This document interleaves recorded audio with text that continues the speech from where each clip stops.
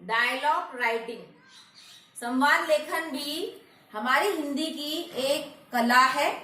संवाद कुशलता का जीवन में बहुत महत्व है।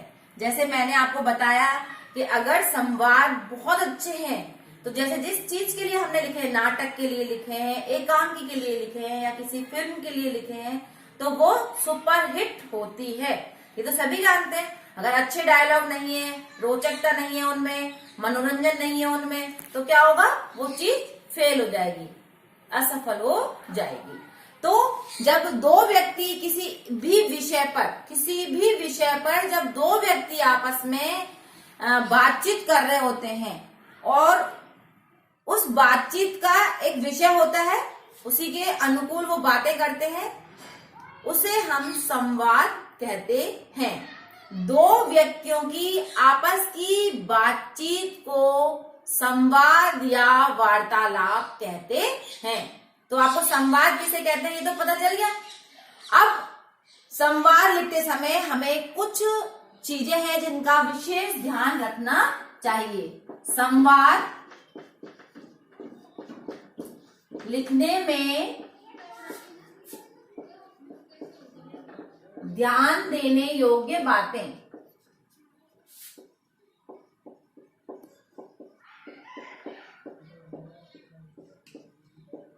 किन किन बिंदुओं को, किन किन बातों को हमें ध्यान में रखना चाहिए। तो सबसे पहले संवाद, जैसे कि हमने आपको सब में बताया कि सभी जैसे निबंध लिखे या पत्र लिखे तो उसकी भाषा कैसी होनी चाहिए? सरल और सहज। तो यहां भी यही है, भाषा सरल और भावानुकूल हो, भावानुकूल।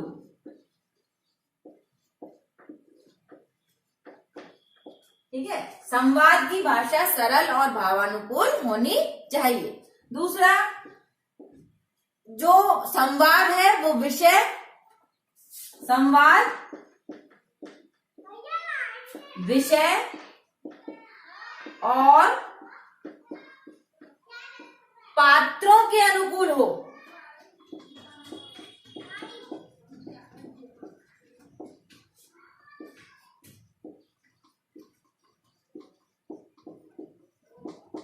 पात्रों के अनुकूल से मतलब है जो कैरेक्टर हमने दिया, जैसे मान लीजिए हमने रावण बनाया है और रावण का हमने शालीनता वाले वो लिख दिए डायलॉग, तो क्या सबको मजा आ जाएगा? राम है, उनको राम जबकि आदर्श और शालीनता के प्रतीक है, तो हम उन्हें क्या बना रहे वहां पे?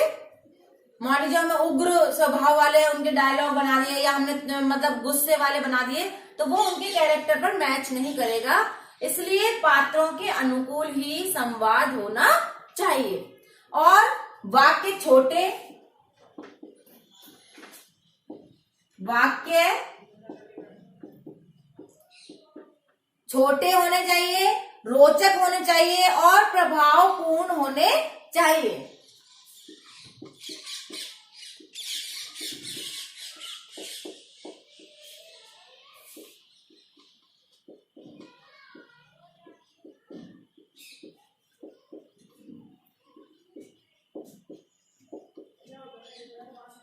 तो ये पॉइंट क्लियर हो गया आपको। वाक्य छोटे छोटे होने चाहिए ताकि जल्दी से जो भी डायलॉग बोल रहे हैं वो फटाफट से इन्हें याद कर ले और डिलीवर करते समय उसे कोई परेशानी नहीं आए। डायलॉग जब वो बोले तो उसे कोई परेशानी नहीं आए, ये आपको ध्यान में रखना है।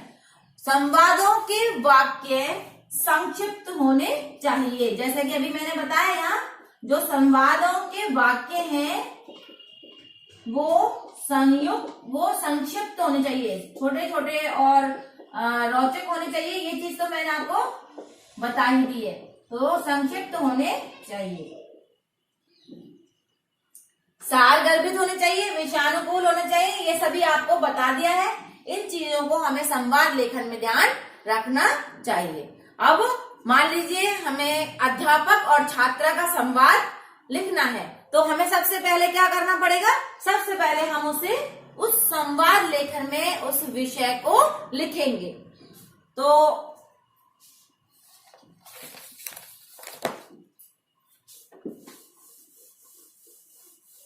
बिंदु तो आपको इसलिए बताए जाते हैं ताकि आप इन बिंदुओं के अनुकूल या अनुरूप ही इसमें इसे लिखना शुरू करें।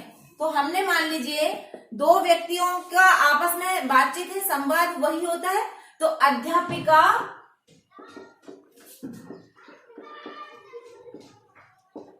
और छात्रा के बीच क्या है? संवाद। तो ये हमने टॉपिक डाल दिया। तो हम सबसे पहले क्या करेंगे, जैसे मान लीजिए हमें अध्यापिका और छात्रा का है, तो हमें सबसे पहले तो ये यहाँ सबसे पहले मान लीजिए छात्रा बोल रही है, तो छात्रा के बाद में हम ये ऐसे दो डॉट लगा लेंगे और उसके बाद हम उसके डायलॉग लिखेंगे। तो जैसे वो कह रही है, मान लीजिए सुप्रभात मैम, तो यहाँ पे लिखेंगे मैम सुप्रभात, उसका डायलॉग लिखेंगे, है ना। उसके बाद अध्यापिका बोलेगी, क्योंकि जवाब में अध्यापिका को बोलना है, तो यहाँ हम अध्यापिका लिखने के बाद में इसी तरीके से हम ये बना लेंगे। फिर यहाँ क्या लिखेंगे? सुप्रभात, कहो क्या बात है।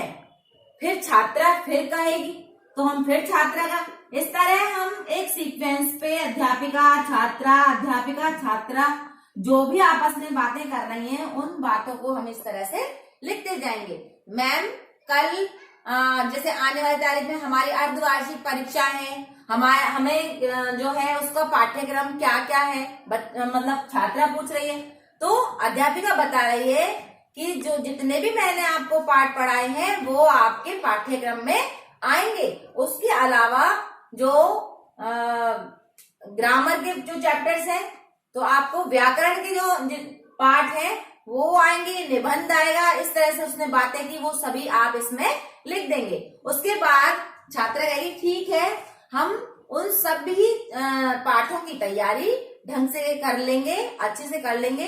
तो अध्यापिका कहेगी हाँ, अगर तुम्हें कोई परेशानी, किसी चीज में कठिनाई आती है तो मुझे बताइएगा जरूर। छात्रा कह रही है जी मैम, जी जरूर।